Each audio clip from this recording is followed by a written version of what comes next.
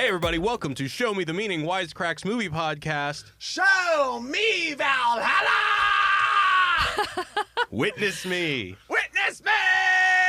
My name is Jared, and today we got a very special episode of Show Me the Meaning. And why is this a special episode, you might be asking? Well, if you're watching the YouTube live stream, or if you're watching this on our YouTube channel, Wisecasts, you can see that in person right here, we have the Show Me the Meaning crew. We got Ryan. Hey, film fans. We got Austin in person. It's about to get problematic in here. I don't know which camera I'm looking at, but all of them. Yeah. So we've been doing this podcast since about December last year. Yeah, something like and that. this is the first time I've ever met Austin. Yeah, in me person. too. And for people out there, these two are fucking tall, man. I know, They're right? both like Super 6'2", 6'3". I forget how Surprisingly tall I am. tall. Jeez. Yeah. Like, I'm 6 foot and I come in and, you think that someone live is going to be smaller than, like the Tom Cruise thing or like something. But you guys are the opposite of that. You guys are like Vince Vaughn's. Yeah. Well, Yeah. also, and it's mostly in the legs, right? So when you're sitting, you look normal. Right. But then when Yeah. you stand, you're huge. Yeah, my legs are kind of disproportionate. I can't fit into my roommate's car. Anyway, and we got Rebekah here in person. Hey, everybody. So it's just very serendipitous that their vacations happen to overlap, and they're both here in studio today, and it's really exciting. Great to have you guys here. No, thanks. I'm Yeah, stoked. good to be here. So, guys, today we're talking about Mad Max Fury Road, the 2015 film directed by George Miller, starring Tom Hardy, Charlize Theron, and Nicholas Hoult. Fuck yeah! Fuck yeah. Let's go ahead and get some first impressions. What was it like first time you saw it? What was it like revisiting it? Let's start with Austin. Oh, man. Okay, so first time I saw it, I got a buddy, the dude that I Dig This Movie podcast with. He's a director in London. He's like, this is the best action movie I've ever seen. He loves Australian cinema, so he loves George Miller. So he was like, this is fucking amazing. So I had crazy high expectations going in, and it actually, for once, exceeded my expectations. Yeah. I thought, I literally, every time I watch this now, I'm like, this is the best action movie ever. Like, this and The Raid 2 are like, just on another level, man. Oh, cool. I'm glad to hear you say that about The Raid 2. Have you seen The Raid 1? No, I've actually never seen The Raid 1. That's the Oh, yeah, problem. the Raid, yeah. Gotta see the Raid 1. Yeah. Most people prefer The Raid 1, but I love them both. Yeah, they're both excellent. Yeah. Yeah, yeah. Or what about you, Rebekah? Oh my God. I mean, well, first of all, I went in expecting like traditional Mad Max stuff. And I was just so surprised that Furiosa ended up being how central as she was, and that there was so much like female dominated action in the film. It was so surprising and awesome. So I mean, talk about exceeding expectations. I mean, I went in being like, all right, this is just another bro movie for the guys who love action, and I love it. I mean, I say that as somebody who really likes action films. So I just found it so cool and so interesting. Have you seen all the other Mad Max movies? Yeah. Okay. I mean, I hadn't for a while, but Right. yeah. Yeah, I've actually I've only seen Road Warrior. Is Really? Road Warrior the first one? That's the second one. Yeah, that's the one that everyone says is the one that you got to see, right? Right. Yeah. Okay, so I've only seen that one and this one. Well, you've seen But the I two know that best you've ones. seen Yeah, all they're of the them, best right? ones, yeah. Yeah, it goes. It's debatable. Either 2 or 4 is first, but I think 2, 4, 1, then Thunderdome. This is 3. 4. Yeah, this is Fury 4. Road is 4. Okay. What about you, Ryan? Going in, I know you were a big fan. Yeah, this is a movie with a capital MOVIE. I love the fuck out of this in so many ways. It's so impressive. But like, I mean, first and foremost, all credit needs to go to George fucking Miller, right? If you don't know, this movie was made by a 70-year-old man. Yeah. Somehow still at the top of his prime. And when you look at his filmography on IMDb, it's hilarious because in like 30 years, basically, he's made some of the most hardcore. He basically invented a genre, the post-apocalyptic, action genre, and then he's made Happy Feet movies and Babe movies. Yeah, Babe you got Pig to in pay the City. bills, man. But everyone loves those movies too. I mean, Babe Pig in the City is Absolutely, lauded yeah. as the best Babe movie. Wait, people like Happy Feet. I was thinking about Mr. Popper's Penguins. No, and, I mean, Wrong and Happy Feet Penguin has movie. its fans too, and it won Yeah, Oscars and stuff. I mean, I say Babe is the best Babe movie. I mean, it's a ridiculous Babe movie, but I mean, it's just crazy that he made it. Right, right. Yeah. The Mad Max film, Yeah, Right, right. on Yeah, tour. exactly. So yeah, this movie just came out of fucking nowhere for me. I mean, it took them like 15 years to make it, and you kind of are like, it's one of those. Do we need another Mad Max movie? Yeah. There's been 3. The third one sucked, kind of. Why? We'll go back, Yeah. kind of, to that. And against, George Miller, give it all credit to him that he had this vision of basically a 2-hour-long single action piece car Chase sequence that works against all odds. And like you said, it has all these really interesting themes that aren't present in other action movies. Yep. And I think it does kind of, even though it is one chase sequence, it kind of is trying to say stuff. Like that we can break down. So I love this movie. Yeah. Great. Me too. And there's a fucking dude playing the guitar, like with the fucking flamethrower out of it. So this might be the first movie that we've done together that we all like. Right? Is that right? I don't think that can't be true. Oh, that's certainly not true for us for the two three. Of you, but we've been on a few before. Well, we all like The Matrix. We all love The Matrix, the first one. The first one, that's true. Yeah. But the second and the third... I stand corrected. The second and third ones we have mixed feelings about. Well, the funny thing is I enjoyed the conversation, so I feel like now... if I meet someone on the street and they're like, hey, what do you think about the second Matrix? I'll be like, yeah, it's interesting. Yeah. Well, you would be like, it's the superhero of the left. Yeah, that's right. That's right. If someone asked me if they should watch that, I say, just go listen to the Wisecrack podcast about it. No way. There's no way they would be able to follow what we're talking about. I mean, you could see the movie and you can still barely follow what the fuck we're talking about. But anyway, we love Mad Max. We love Mad Max. I love this movie. I saw it in 2015 when it came out, and I was blown away. I don't really even know what I was expecting. You know, the weird thing is that I remember when it came out, everyone was talking about, oh my God, this is a reaffirmation of practical effects. And rewatching it, I was like, wait a second. This doesn't really look as practical as I remember. Now, granted, like a lot of like cars crashing and stuff, all practical, all looks awesome, all, you know, thank God for that stuff. Maybe it's been a couple... Maybe have there been other movies recently that have done more practical stuff? I mean, maybe The Raid I just saw is kind of the Raid, big one. Mission Impossible 5 I just saw. Maybe I have that kind of in my head. But, Fast and Furious movies, they do that shit. Are they practical? I don't know. Some of the car crashes are probably. Yeah, maybe. I mean, there's something so glorious about a slow motion car just going and like all these pieces everywhere that you really 100%. can't capture with CGI. But like that storm is total CGI. Yeah. I remember this movie. Didn't it get nominated for Best Picture and it came out in like January of that year? Something like that, where it's always pretty impressive if a movie comes out early in the year and is not an Oscar-type movie. Kind of like Get Out. Get Out came out super early that year, and it just stuck with people. People remembered it all the way up until Oscar season, which is rarely happens. I mean, I don't remember if it did get nominated, but I know that it made a lot of year-end like top 10 lists and shit. I mean, I think it reached a broader audience than some of the last Mad Max films. And that makes it stick out. Like people were expecting a certain kind of Mad Max, and then everybody got a Mad Max they could like, and that seemed like that's noteworthy. Yeah. Absolutely. All right, guys, let's go into a recap. So, in a post-apocalyptic wasteland, a wanderer known as Max is captured and brought to the Citadel, run by Immortan Joe, a sickly tyrant who lords over the impoverished by controlling the water supply and anointing himself God. Joe sends a band of his devoted war boys and their leader, I don't know what it is, Furiosa, to get more gasoline and bullets. But Furiosa veers off course, and Joe realizes she's betrayed him. She's taken his sex/fertility slaves as stowaways and plans to liberate them. So Joe rallies a new team to pursue Furiosa, including warboy Nux, who, desperate for glory, brings Max along as a blood bag and pursues Furiosa through a nasty storm. Max reluctantly teams up with Furiosa to fend off Immortan Joe's pursuit. After trying to kill Furiosa on board the rig, Nux rejoins Joe's team and is personally recognized or witnessed by Joe. But when he fails and Joe expresses his disappointment, Nux starts having a crisis of faith, aided by the nurturing words of the wives on board the rig, who eventually convince him to help them. Max, Furiosa, and Nux eventually reach the Green Place to find Max, Furiosa, and Lux eventually reach the Green Place, only to discover that there's nothing green left. All that's left of Furiosa's clan are a bunch of grizzled female warriors. Furiosa and the, quote, mothers are about to...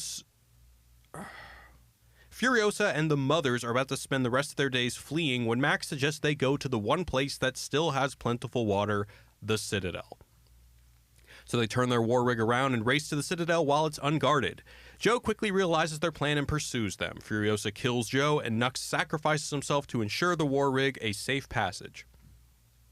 Max and Furiosa return to the Citadel, reveal Joe's dead body, and Furiosa is ascended to the top where she will assume control, while Max disappears amongst the crowd, out to forge his own path End of movie.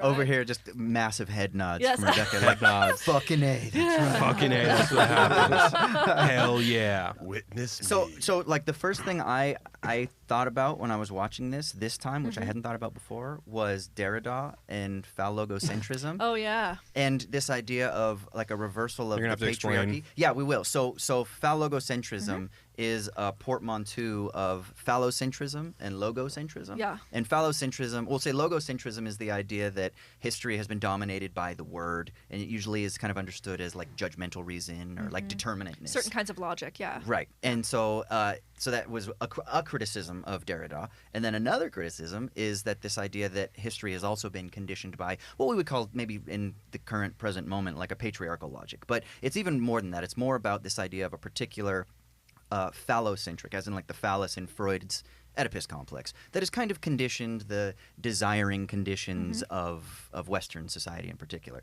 So he brings them together and he creates this word called phallogocentrism. But he does that to sort of like deconstruct the binary of male, female, man, woman, as Derrida does with deconstruction, right? So I'm looking at this movie and I'm thinking, all right, so you have these like total masculine dudes, and like they're spraying their face with fucking drugs, and they got these crazy weapons, and it's like testosterone and rah, right? And then you have these women who are like, they're made in the image of a man's desire. They're to be breeders, and they're wearing like white because they're pure, and they're the beautiful models. Like it's, what's her name?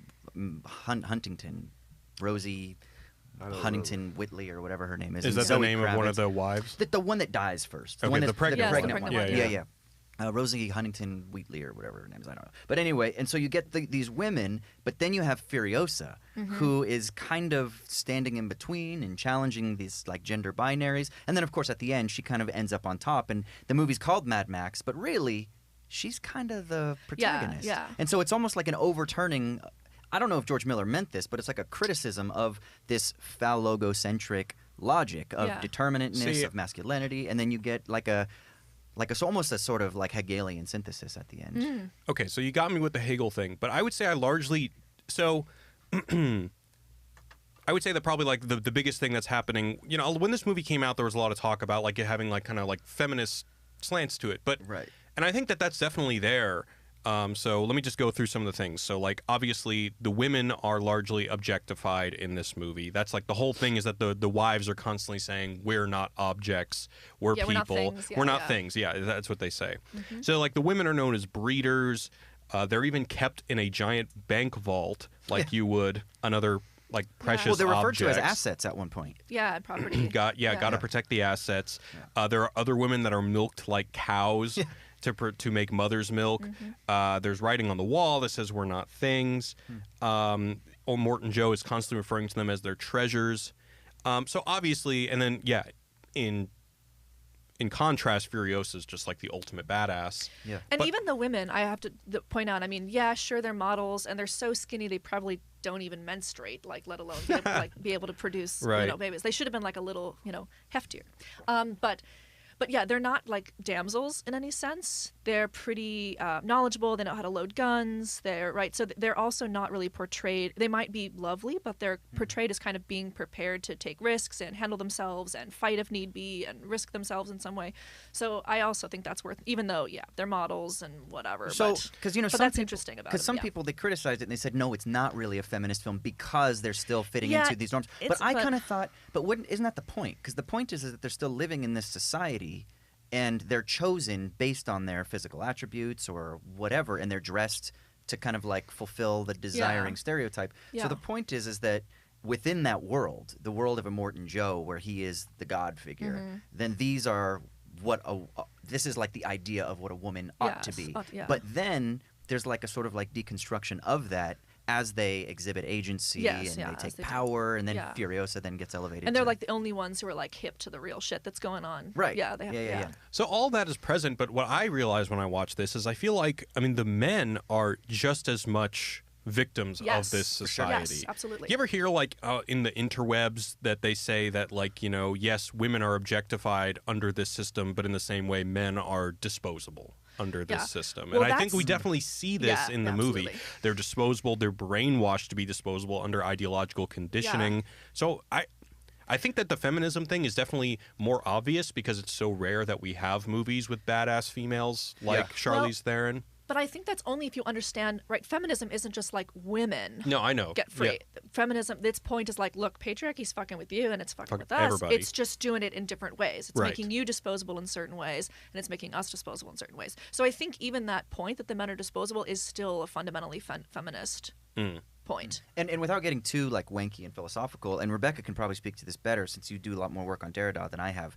The idea of deconstruction isn't that it's like one versus the other. It's actually to completely deconstruct, but it's to kind of blur that binary altogether and to unpack both of those. So it isn't that men are here and women are there. It's that we perceive men and women as being here and there, but that actually there's a much more complex, tense, co-constituting relationship between the two. Yeah. And so at the end, when Mad Max kind of slinks off into the crowd and Furiosa's getting erected, that isn't like, only women, identity of women as constituted, as Right. we understand it based on this pre-constituted idea of gender, are erected, and men, you don't matter. No, it's a much more complex, like, Right. intertwining Right. between the two. Well, I mean, I I think think that's even why- one of the wives says that at some point. Like she says to that Nux. kid, right? She's like, "No, we're the same in this system. We're both disposable. We're both owned." Right. So yeah, it's a point they highlight through the women. So I think that to your point, I think one of that moment at the end where Max basically becomes a blood bag again to save Furiosa is so nice. Yes, Because yes. there is that sense of both of them that's like the ultimate Max objectification or being disposable, in that he's literally just becomes a bag of blood for the war boys to get high off of. And then Yes, he yes. kind of like reappropriates that to save Yeah. her life is pretty amazing. Yeah. But also, I think, I mean, it's very Derridian, but it's also, I mean, I think it's also got like some feminist Marxist overtones, right? Because you notice that, like, if we think about it, patriarchy is, it's about, objectification and these sorts of things, but what it's really about is like controlling the means of production, right? And if there's a post-apocalyptic society, the thing you have to control are women's bodies, because they are the thing that's going to be producing children. They're going to be the thing that's producing milk. So I also think it's pretty like feminist Marxist in its recognition that at this stage, basically everybody becomes property of the higher up, right? Yeah, maybe it's not production, but he has control of the water, which is everything. Well, I mean, like womb as a that too. productive Yeah, model, yeah. right? And so at one point, right when the wife is there, he leans to her and says, "That's my baby," right? So it's this way of taking ownership of the women's bodies because they are literally the means of producing life I see. at that I point, see. and they're the only ones who can produce life. And so I think it kind of strips a lot of I don't know, a lot of shiny stuff away from patriarchy to just be like, look, at the end of the day, here's the deal. We produce babies and people need that shit. And in a post-apocalyptic society, you need to control that or you're fucked. Yeah. And so that these women are in a vault, right? It's not just significant because they're women and, men like to treat women a certain way, but also because they're literally the means of production and he's literally controlling it. In terms of how much George Miller, I wondered while that. constructing this, Absolutely, yeah. is thinking Yeah. about these things. Like, do you just speculation? Do you Yeah. do you feel like it's a feminist metaphor for like, all right, this is like the patriarchy, and this means this is, or is it like this is the end all extreme of where our current system would take us if Interesting. Is it like a cautionary tale like? Yeah. Like, I guess Or where does the feminist critique really lie? Like, or where do you think George Miller actually thinks That's about this interesting, stuff? yeah. I just kind of think that, I mean, for my 2 cents, I think that he built this idea of a post-apocalypse, and he just asked himself, what would men and women's roles? Yes. How are Yeah. women and how are Exactly. men and women marginalized in society today? And If now they were let's put in this amplify situation. this. Yes. Or let's just amplify it to what would happen if there were limited resources. What would we still value in Yeah. men? Well, we'd value their ability to be battle fodder, and with women, we'd value their ability to reproduce. Yeah. And it just naturally became that kind of a statement. And you don't think it's him looking around going, you know what? Look at this patriarchal system. I'm going to make a Mad Max movie about Well, today. no, but I Who think knows? I think it does. I mean, Which I think is kind of what we're getting into, yeah, right? he might not have been in. I don't know if he was like, what? Yeah, this is going to be a feminist, manifesto in any sense. But I think he was super cautious, or he was super attentive to the way that bodies are used today, and he thought, I mean, in a sort of cautionary way, like if this society ended, how would the people in this society end up figuring things out afterward? And they would do it according to these patriarchal norms, right? Yeah. According men being fodder, women being bodies. So yeah, whether he intended it to be some kind of thing we could go on and on about, or bring in lots of feminist philosophers too, I don't know, but I do think it really accurately was like, if this society crashed, there would be lots of other societies, if they crashed, you would not end up having those sorts of structures, because that's not the way philosophically we've organized ourselves. So it's not going to be the end result. Like post-apocalyptically, that might not happen, but in our society, that is the way we think about bodies. And it's the way we think about owning stuff, right? Like those are all paradigms that are pretty culturally specific, and so I don't think you would find that kind of paradigm in every post-apocalyptic literature. I mean, there are lots of post-apocalyptic literatures that imagine things otherwise. So in that sense, I do think it's at once just kind of a natural result of this system, but also then a critique of the system at the same time. Interesting. I would say, yeah, it probably was just like critique of the system, and then it just kind of turned out like it did. If I had to give one major critique of this movie, it's that I believe at the beginning, isn't there like a text screen or something, or voiceover that says like 40? Isn't this like 45 years after the apocalypse? I don't know if it's text. Is there text? So I Jeez. have the opening monologue by Max, but he doesn't mention any kind of timeline. There's all this like news reports and Imagery shit. of I have all that written down. I don't know why I'm remembering this, but I remember that it was like 50 years or something, like after So the not very apocalypse, long, and I'm like, that doesn't seem like that long enough for all these traditions and y'all's like weird ass post-apocalyptic culture to take hold. I don't know, man. If one person has access to water, the traditions happen overnight. Whatever he says goes. Yeah, but you see, in 50 years, people are going to be strapping people to the hoods of cars with blood bags. I mean, like, I don't know. I mean, once again, if there is a crazy man who has these ideas and he controls all the water, yeah, it could happen in 1 year. Temporally, is this in line with the other three? Like, I was wondering that, like, does it bring back the those cavemen in 1 year? flashbacks that Max has, does that actually refer to any previous installments? And it talks about how he used to be a Yes, cop it and does. how he had a different mission before and he failed, and so that's why he's on this mission of redemption. So It he actually- is the same character as Mel Gibson. Yeah, it's Yeah. actually kind of confusing, honestly, because there's in the first movie that there's a scene where you see him. I think in his daughter, he's like his daughter got run over by or got killed by these marauding post-apocalyptic people, and then you see the exact same shots, like frame for frame, in these weird flashbacks from the first movies. It's actually really cool. Wow. So, really? but did they reshoot it?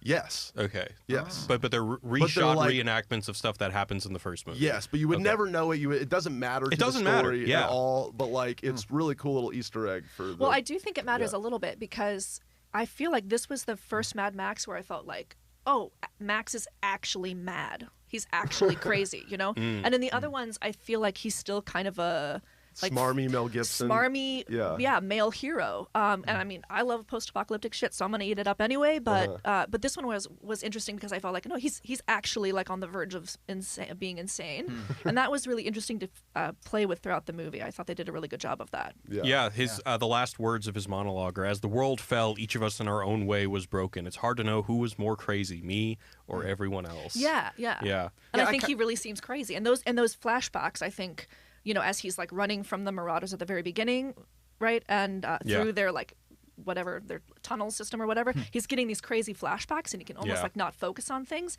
And I thought that was so great to set the tone. Like, we just so you know, this guy's actually like a few pretzels short of a full bag or whatever. Like, he's not quite. I also think that it was just the minimum amount of information we need to know that this guy has like amends to make, that he is looking for some sort of redemption, and he's going to help people because of it. Yeah. And we don't need to know the details, and I don't even need to know who that girl is. Yes. It's just we see the flashbacks, we see his reaction. I get it. Yeah. I kind of Move thought on. of him as like a figure in purgatory, because he talks about how he's in between the living and the dead, and he's got these flashbacks, and then you have the half-lives, which are the people that are alive, but they're kind of he's kind of not in either of those two camps, and he's almost like this dude that's been cursed in purgatory, and this is his mission to get to Valhalla, to get to heaven or something like that. And so he kind of, I don't know, and I kind of thought that maybe Furiosa would have been in a similar sort of.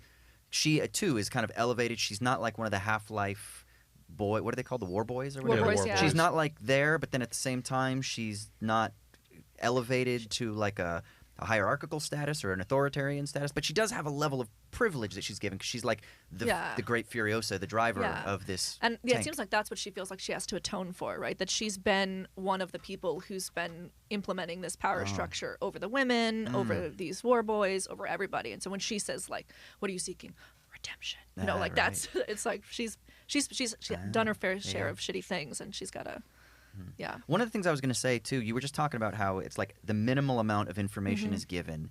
Yeah. Miller is so fucking good at this throughout the film. Like, whole so film, a point that really struck me last night, and it's super simple, just a filmmaking technique. Tom Hardy's referred to as a blood bag, but they don't really show what that means at first. So there's not like an explanation of, oh, well, you have to hook up the blood because I'm dying and I need O negative or whatever the fuck. They don't do like exposition to kind of tell you. They're just like, he's a blood bag, you're sick, you don't have enough strength. And that's kind of it. And then later, after the crash, he gets up after the crash and he unplugs himself. And there's just it looks like a fish hook. It does, yeah. And there's like, it lingers on it for just enough time so you're like, oh, that's how they do it. Yeah. And then it kind of shows how it's connected to knucks, like wrist or whatever the fuck it is.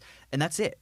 And then you get the whole idea of how this system works. And you're like, oh, fuck, that's just... The whole movie is filled with that kind of storytelling. This is the first time I watched the movie with headphones, and I can pretty much with like 90% confidence say that they didn't record any audio for the whole movie. It's all the ADR. whole thing is ADR. It's all ADR. Which is, for those of you that don't know, that means basically like on the set or on the day they didn't actually record the audio, or they probably recorded a scratch track, but it was Tom Hardy and Charlize Theron going into a studio, basically dubbing themselves over their own mouths. And I think that, that's just more to the point that they were planning on telling this story visually, and then they were just going to kind of like pepper in whatever minimal relevant context is needed as it goes on. And is it filmed at a faster frame rate? It looks like it's not 24 or 25 frames, but it looks like it's like 60 or something. I wouldn't be surprised. Or it's sped up maybe just a tick, because especially there's a bit when Max is in the truck, and it's like it's so at the fucking very beginning, squirrely, but it kind of adds to the frenetic. Yeah. So I don't know. I really liked that there was so little dialogue, but so much story. I mean, it was pretty remarkable. I mean, I think it just goes to show that the directing was phenomenal, and that the actors were so good that they were just like, we're just gonna let you be awesome and communicate all these things with subtle glances or with very, very subtle gestures. You don't even have to say very much. So I was just struck as I was watching this movie how powerful and packed the story was, but how little they this talked. Is definitely this is the best Tom Hardy grunting movie. Because he grunts in what was the DiCaprio bear movie? Oh, Revenant. Revenant. He's a grunt. He grunts in that. Lawless. He grunts in Lawless. All he does is grunt. Bane. Bane's a grunter. I like him more when he grunts. Like, I've seen the trailer for what's the fuck? Venom? Oh, yeah, I'm so Venom. disappointed. Dude. It looks whack. What part of New York is he from? He sounds weird. And he's usually he good does with sound accents. weird. Did you see London part. Locke? He does a Welsh accent, and apparently, like, from Welsh people, you can correct me if I'm wrong, Welsh people, but from what I read, it's actually okay, and he's really good at, like, transforming himself. But this accent, the whole trailer, I was like, bro.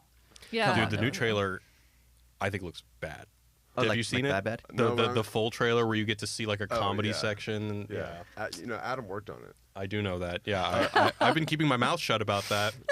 Oh shit, we shouldn't. Yeah, I probably Never shouldn't mind. say that. Oh yeah, shit, what were we just talking about? We were talking about the ratio of story to dialogue. Yeah, because I feel like there's very little story in this movie. It's more just like there's so much packed into this, like y'all are talking about. Like it's so dynamic. Yeah. You know what I mean? Because they don't have to explain the story. Yeah. But we get so much out of it. But then I just George Miller, man. Yeah, really. Yeah, one of my so favorite impressive. things that I noticed this time is like this thing of infantilism going on, especially with Immortan Joe and like the leaders. Like Immortan Joe has like two sons. One is like the deformed small guy, and then one is the huge ripped guy. And they're always talking to each other like a bunch of children. Like, he's like, go see what's agitating Dad. And then like the biggest one is like when they find out what Furiosa's doing, the big swole brother is like, she thinks she can lose us. She thinks we're stupid, Dad. It's these leaders are, especially like this whole discussion about like motherhood and stuff like that. And they seem so infantilized and just yeah, Well, it's really yeah. interesting. We've done some videos on like Donna Haraway and cyborg theory. and We've shit, right? done one on Fallout 4. Yeah. Okay, so because I was thinking a lot about the relationship between technology and nature in this film too. Like, how many of the humans are enhanced by technology? You've got Immortan, what's John? Yeah, Immortan Joe. Immortan. That like he's got that breathing apparatus and that chest plate to enhance his frail human status. You've got Furiosa, who's missing a limb. You've got all of these war boys who need blood bags in order to survive. Everyone is dependent upon technology, except for the women, who are like the pure expression Oh, of that's nature. interesting. Right? They're kind of like almost Gaia figures. Yeah. Yeah, that's really interesting. Yeah. Oh, but it's because they're dependent on technology because of the nuclear fallout that made them all into mutants or something like that. That's what we're supposed to believe, right? Okay. Yeah. Yeah, maybe. Is that right? They're I all think like so, yeah. sick and They're all because sick, that one but dude they he's got they have the the half-lives. lumps. Like they're all like all the war boys. One of the reasons why they're so gung-ho about doing this is because they have very short lifespans. right. Because they're all diseased. Even Nux. What is yeah, it? He's got like some like cancerous growths. yeah, all over, or on like his he's neck like and named stuff. him. weaker or something. So he's like he wants to prove himself and make it to Valhalla before his Yeah. natural life expires. Yeah. I guess I love Nux. Yeah, he's great. I know. he is. He is. Wait, what you know, a nice man. Another thing I thought of, I forgot to mention this earlier, but I was, the women keep saying throughout the movie, like, who broke the world? Yes. Or Right. something like that, right? Which is another thing that I think, I mean, is really a really intentional way for the director, whose name I can't recall right now, George Miller. Miller, to connect, right, what's happening right now to the system that's in place after it all falls.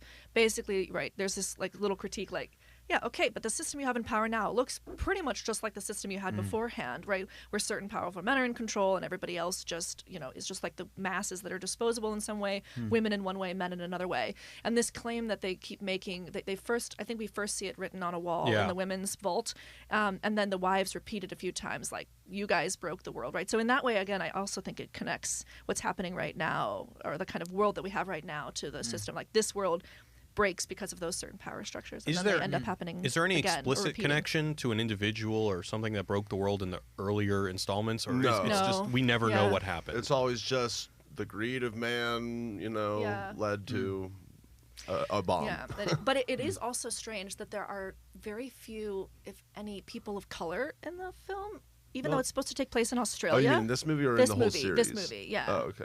Yeah, because you it's in there's lots of Australia, people right? of color. Only in like this the sea of crowd of poor You do see people. some? Well, Zoe Kravitz. Who does she play? She's one of the she's one of the wives. wives. That's one of the Yeah, wives. yeah, Yeah. And then there's another woman who is darker, but I don't know if she is just really tan. Yeah. I mean, she's been out in the sun for decades. yeah. So Yeah. Or maybe she's been Yeah, but Zoe Kravitz is obviously Yes, Lisa Bonet yes. and Lenny yeah, it's Kravitz. certainly not Sorry, making yeah. the kind of countercultural statement that The Matrix Reloaded is, with Yeah, like the right. very deliberate use of people of color yeah, in yeah, Zion. yeah.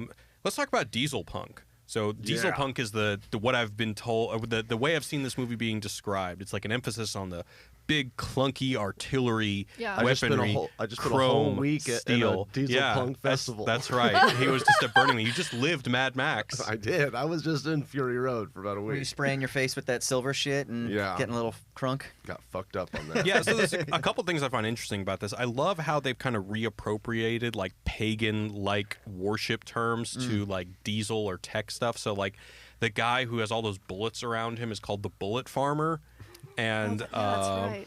yeah, it was The names, if you go to just like fucking Wikipedia and shit. people. Yeah, someone the called the names are all bullets descriptive. anti-seed. I think that's just so interesting how, like a pagan will worship the earth, they worship diesel technology and metal and stuff. And like I feel like this movie is like sound of engines roaring porn, and I feel like that Yeah. like in a meta way, you can hit the meta button. That's the wrong one. Yes. Do we have a problematic button? We used to. I don't know where that one went. I had Oh, that's requests so from funny. people on Twitter that were saying you better say problematic. So I'm just gonna problematic. But like the fact that we enjoy this movie so much, it kind of almost like speaks to the message of the film. If we're in the theater and we hear those diesel engines roaring in the scenes, and we're just like, we kind of get like aroused by them.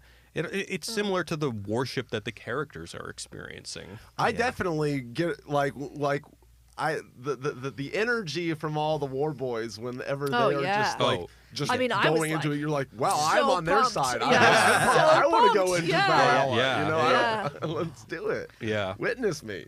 Fuck. Yeah.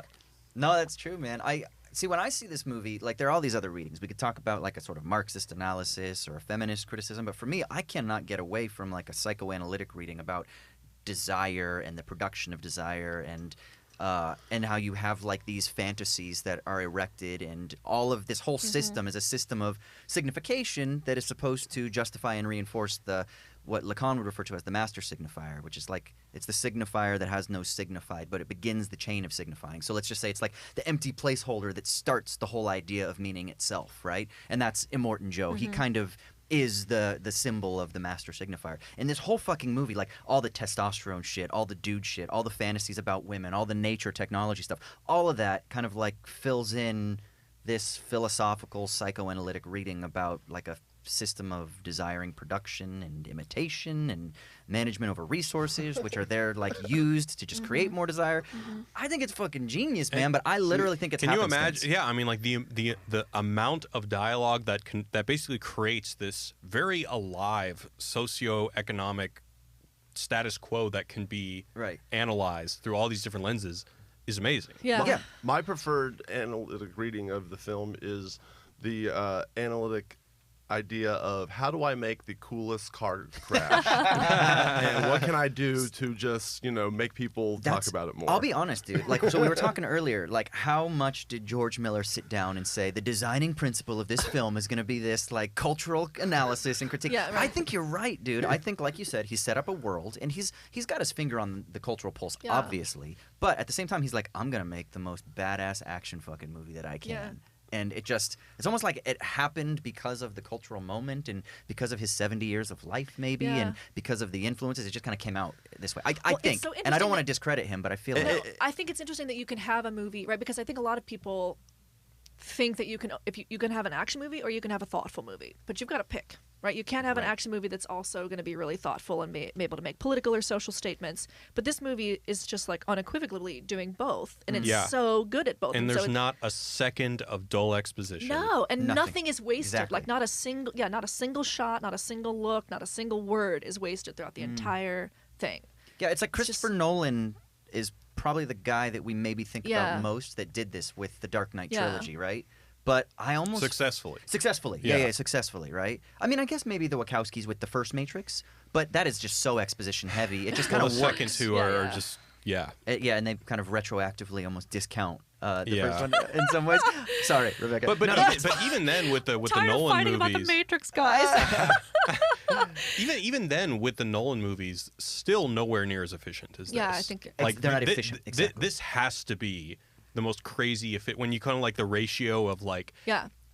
like intelligent conversations that can be had about it to amount of exposition that generate those Yeah, thoughts. yeah. It's amazing. I would It's love the to know best. how much footage was cut from this, right? Like a ton. Yeah, so Because Walt didn't it take Whitman, a bunch of years to make? Yeah. And that's why when we're talking about like the feminist part of the movie, it's like, and how it was kind of felt very timely. Like this movie could have come out literally in the last anytime in the last 15 years. They've been Yeah. trying to make it for Yeah, that yeah. long. So Really? it's kind of like, imagine this movie coming out Yeah. in 2005. It's Yeah. like it would have been, I feel like, received differently in a weird way. Yeah.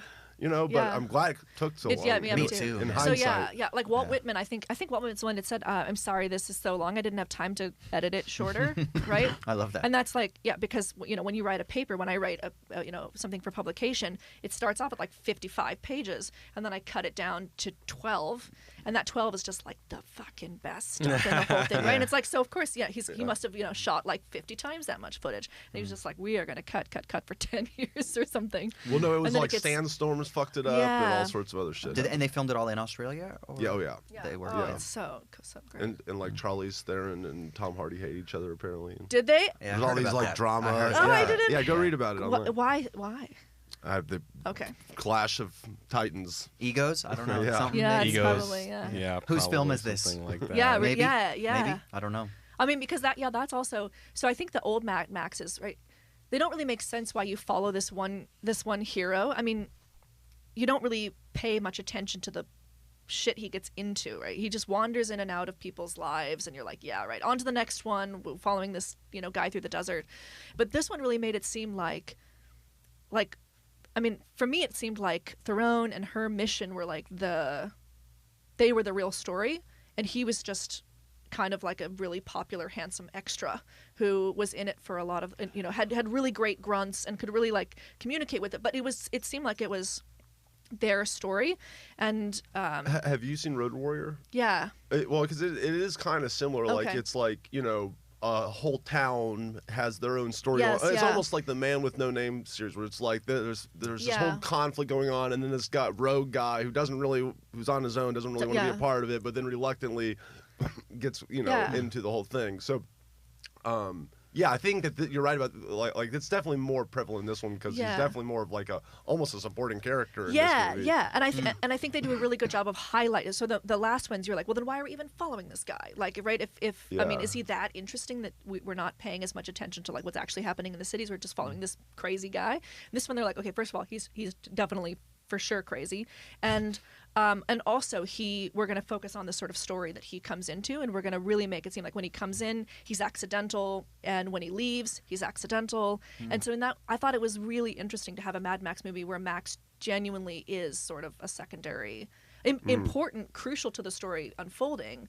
but it's not about him. And right? it works. And it Yeah. works, yeah. I also think it works best to have the Max character just be kind of a faceless badass. Like, I don't think we need anything more there. Yeah. Like, that's But, not the yeah. identity of the Mad Max franchise. But I think this film did that better. Right. Like they explained, or they were able to kind of demonstrate why that works better than the other ones. Because in the other ones, you're like, okay, yeah, but just because he's Mel Gibson, just because he's got like a pretty face, it doesn't really make much sense. But this one felt like it was like really leaning into that fact, right, about the arbitrariness of this person, and like they don't care what his story is, or like, yeah, he's got some shit in that past, he's pretty crazy, and then he's going to help and leave, right? And I thought they really did that well in a way that didn't still follow the main character like you follow Mel Gibson, right? Because now he really is the nameless, faceless, right? She says, "What's your name?" and he's like, "I'm not giving you one," right? Yeah. And so we know he's Max, but nobody else even knows that, That's a right? good point. And so I really liked that they were it seemed that they were super intentional about being like, yeah, let's really make him kind of faceless and nameless, and yeah.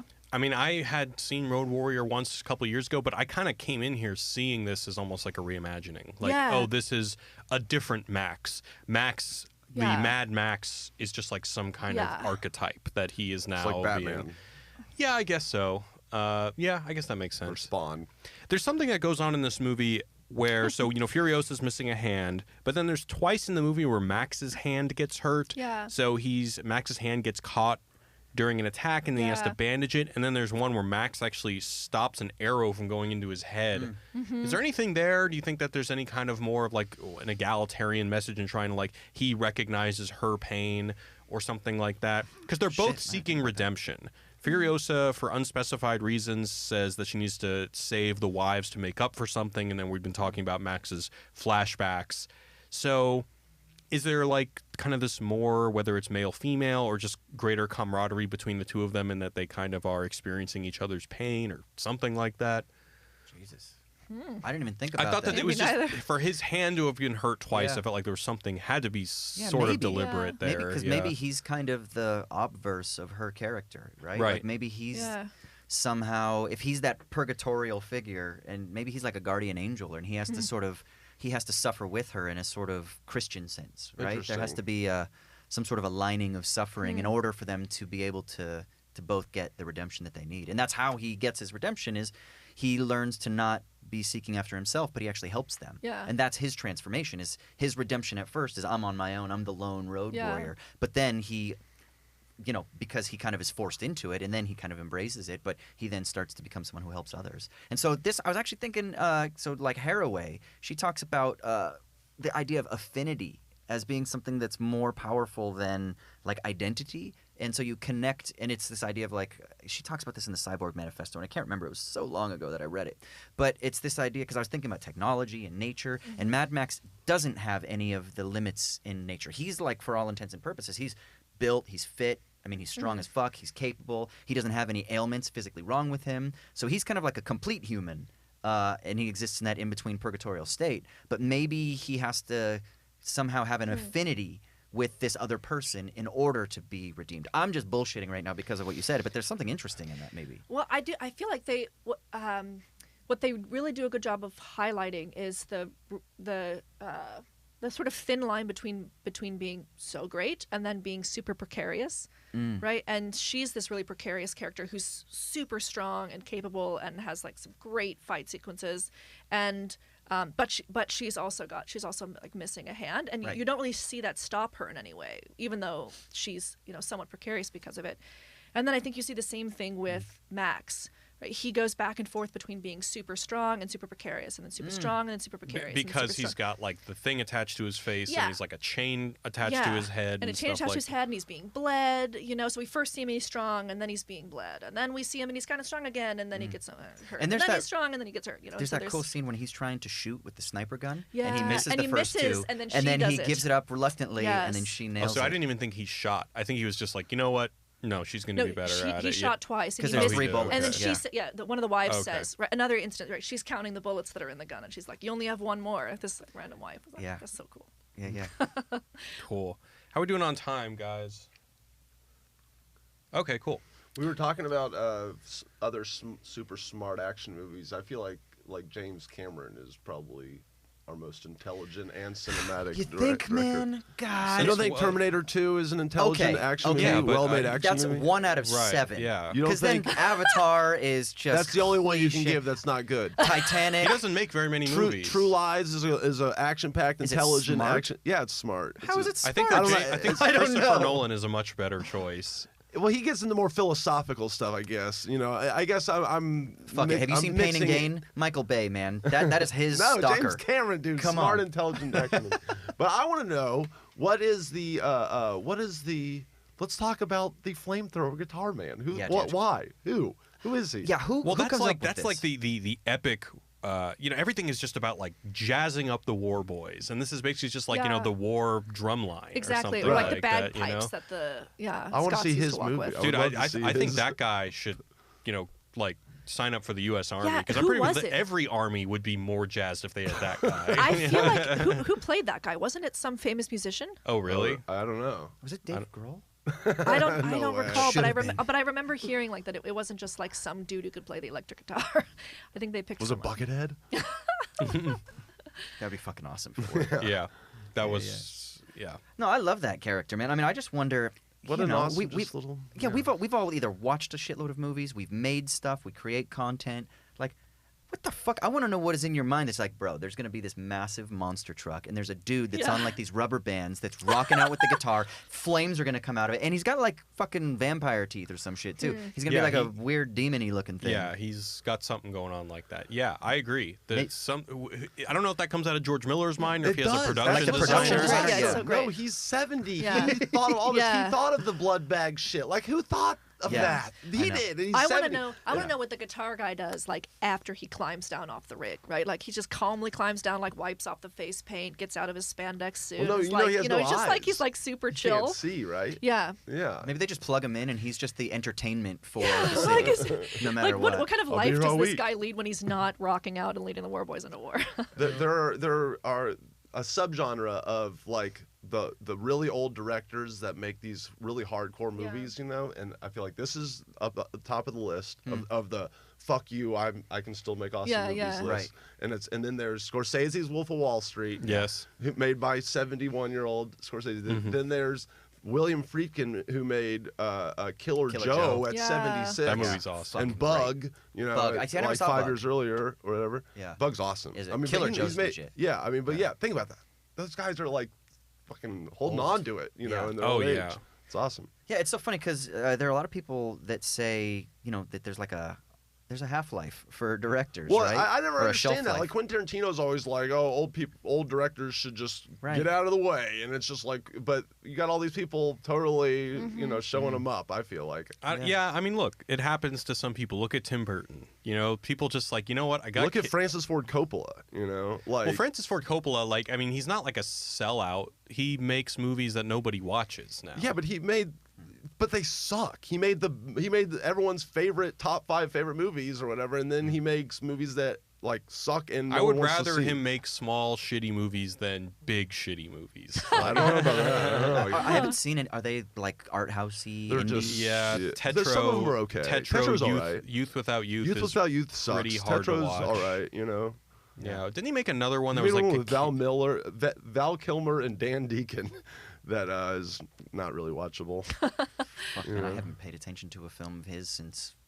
Hey man, if like, I mean, you know, 80s, you make 70s, money 80s. selling wine and then make Ah, whatever yes. art projects you want on the side. That's the life. Yeah. I guess. I mean, you've already made Apocalypse Now, The Godfather. What else do you need? William Friedkin's already made The Exorcist. Why does he need to make Killer Joe? Well, Scorsese's already made fucking every other movie he's No, ever it's made. true. You're right. You know, why does he need to make anything ever? It's so funny because this is the thing that like every producer and every director and every agent tells you when you first move to LA. They're like, you just got to play the game, and then when you're successful enough, then you can make your own shit, right? And I feel like, well, maybe that's what Coppola's doing. He's like, bro, I kind of played the game, I did the blockbuster shit, and now I'm just doing whatever the fuck. Yeah. I That is wanna what do he's now 'cause doing. I've got It's license. just, I They say the same disagree thing with in his academia. choices. Yeah, you're right. Once you get tenure, Once you get tenure, you can write whatever the fuck you want. But for now, Play the game. Play the game. I mean, even Scorsese had to get shady money from Malaysia to get The Wolf of Wall Street made. It's not easy to get these movies made, you know, and that's like a whole fucking Well, yeah. grind in itself of just maintaining the optimism of like, all right, I'm going to spend 10 years trying to schmooze rich people to make this movie. Yeah. You know, that's And that's hats rough. off to Yeah. George Miller, you know? Oh, absolutely, 100%. I mean, this movie made a shitload of money. Oh right? yeah, it was Yeah. pretty much a cultural phenomenon. Yeah, I mean, absolutely. for what it Worldwide. was, I mean, it didn't make Infinity War money, but nothing does. yeah. Yeah. It's funny because then you think, is it a successful film? It's so shitty that the movie business now makes you think, unless you make $1 billion, it's like, Yeah. no. Because remember when This movie $100 made million? $1 billion. Did it make $1 billion? I mean, Not $1 billion. No, but relative to its size, It did you well, know? very Yeah. well. I just remember back in the day, I remember it was like $100 million was the Yeah. benchmark. That was a blockbuster movie. And now Oh, it's like yeah. $100 million. That's a flop. Yeah, Yeah. Solo makes $100 million in like a week, and it's like pff, Right. losers. Yeah, Right. yeah. I know. It's fucking That's gnarly, man. crazy. All right, guys, we're gonna move into the mailbag. We got one question this week from Jacob. Since we have the whole Matrix crew here, it's gonna be about the Matrix. So it's actually not specific to the Matrix, but he said, what disappointed me about your conversation was that y'all never asked the question, what are some other sci-fi films that tackle huge philosophical questions but do so in a way that works filmically? What do you guys think? I think like Blade jeez. Runner Yeah, is for is a key one of those. I haven't rewatched Blade Runner 2049, so I don't really know. I mean, 2001 works in its own way, Yeah. but I wouldn't say that it's as watchable as something like Blade Runner. I mean, the original Matrix is a perfect example of this. Snowpiercer. Snowpiercer Oh, yeah. is Yeah. Snowpiercer. super watchable. What's that new one that he did about the like hippo-looking thing? Oh, Okja. Oh, I refuse yeah, to watch Okja. that. Dude, Okja rules. Yeah, Did Okja's that's Bong that's Joon-ho's pretty one of my great. favorite filmmakers, but someone told me that this movie turns you vegan, and I'm like, well, not seeing it. Most watchable what? Oh He said, what are other sci-fi films that tackle huge philosophical questions but do so in a way that works filmically? So, Akira. Akira is a good Yeah. one. You know, a movie that's about to come out, James Cameron's Alita Battle Angel. Yeah. That Are you look- looking forward to that? Hell yeah. Dude, Cannot I wait. can't look at that movie without Uncanny Valley like creeping me out, and I don't want to see it. But I think that's part of the movie, you know, is the Uncanny Valley stuff. Well, it's not being marketed effectively then, because I'm just looking at this. I'm saying action movie. I can't really look at this thing, girl, robot thing, without feeling uncomfortable. I'm not going to see this movie. Oh, Yeah. dude. I Bad think decision. also it's more like Ex Machina would be a good Oh, one. fuck yeah. That's a good one. And Blomkamp's canon. Oh, yeah, I mean, District his first 9. one, You mean District 9 is 9? like the best District 9's amazing. movie. I love it so much. I've actually published a paper on this, a little promo. But not Chappie. No, but Chappie and whatever that one was with Elysium? with Matt That Damon. one sucked. So I thought those were both movies that like could have been so great, and they just weren't. And it was crushing. I did cry a lot at Chappie at both of them, but that doesn't make them brilliant movies. I mean, are you guys Star Trek Just me. fans? Would that shit fit? I mean, I'm not a Star Oh Trek man, if fan. Alec was here. Oh, you are. Am Yeah. I a Star Trek fan? Oh, Yes, yeah? I am. So Yes. isn't that like what people hold up? Like academics love to talk about Star Trek. I don't know if the movies do it. I think the series for sure. Same thing with Battlestar Galactica. I mean, God, if you want to get into television, well, don't even get me started. But yeah, there's a lot of science fiction television that is really, really, really focused on philosophical. Well, in a way, Or Fight science... Club. Fight Club's another great one. Well, yeah, I mean, That's 'cause, sci-fi? well, what are we thinking? Yeah, like, Oh, well, sci-fi, sorry. Well, but it kind of... Well, yeah, it's not, but like, kinda what's surrealist 12 or Monkeys? 12 Monkeys is a good that's sci-fi. a good one. Was it? Is that Terry Gilliam? Yeah. Yeah. Oh, yeah, Terry but, like, Gilliam, I yeah. feel like sci-fi in general as a genre is Yeah. inherently about speculating on the future. It's Mm-hmm. about escaping this world and creating the new, or transforming the world, or pressing the scope of the imagination, or whatever. So Yeah. it's kind of all inherently, at least at a latent level, political. Or philosophical, or Yeah. cultural, or something. And we've just named a bunch of films that do that well, because there are some that do it and they don't do it very well. Like Starship Matrix Troopers? 1 and 2. Yeah, Starship Fuck Troopers. no, it's yeah. awesome. I love it. Jupiter Now- Ascending, which Jupiter I really Ascending's not enjoyed good. as a movie, and Oh, I just man. loved. Valerian? I loved the Terry Gilliam cameo, but Galaxy it's not great. Quest is a good one. Did Jupiter Galaxy Ascending Quest. have like a philosophical backbone to it? Yeah. It did. Okay. Well, are I you sure mean- you're not thinking of Cloud Atlas? Yes. Okay. I mean, Cloud Atlas. I am not No. a fan Yeah, of not Cloud me Atlas. neither. It's me like neither. 12 hours Don't even- long, and it's yeah, scattered as terrible. fuck. And... But so in I Jupiter liked it. Ascending, right, people are being mined for their whole planets are being mined for Okay. their bodies, right? So they can keep everybody else young.